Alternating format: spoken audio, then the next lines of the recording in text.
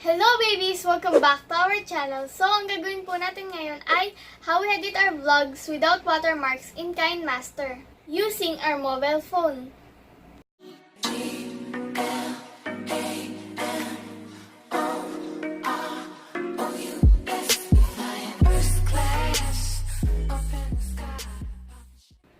First, go to your browser and download AC Market. Download,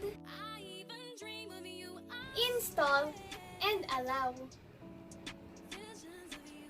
Babies, don't worry kasi safe naman siya at natagal na namin siyang gamit tapos dinownload po namin siya sa Samsung S9 Plus.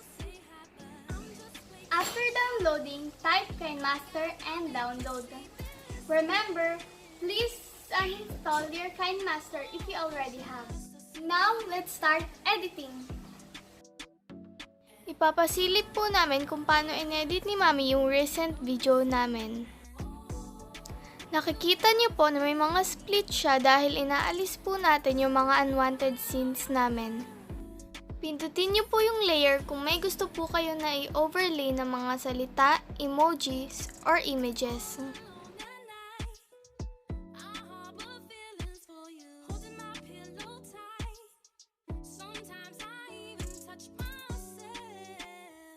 Pindutin niyo po yung layer, then media, kung may gusto po kayong idagdag na scene or images from your mobile phone.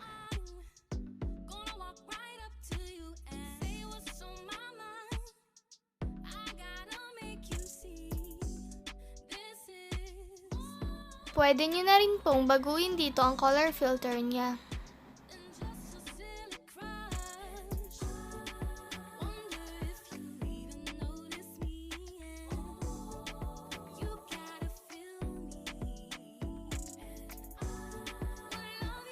Sa cropping niya naman po, pwede siyang i-close up.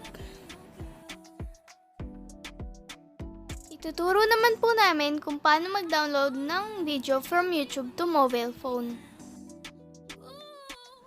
Go to YouTube, i-search niyo po kung anong gusto niyong i-download. Mag-ingat lang po kayo sa copyright. Copy the link. Go to your browser, then type URL to MP3.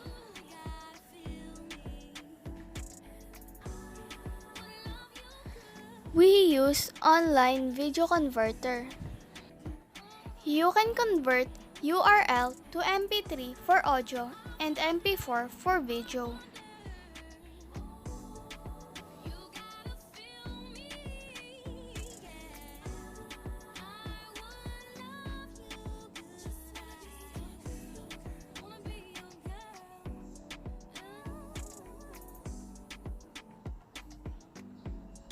That's the wrap of our vlog. Sana may natutunan po kayo. Please don't hesitate to comment down below kung meron pa po kayong mga questions. And please like, subscribe, and yun nga po guys, hit the notification bell para updated kayo sa aming mga uploads. So bye guys, love you. Good morning.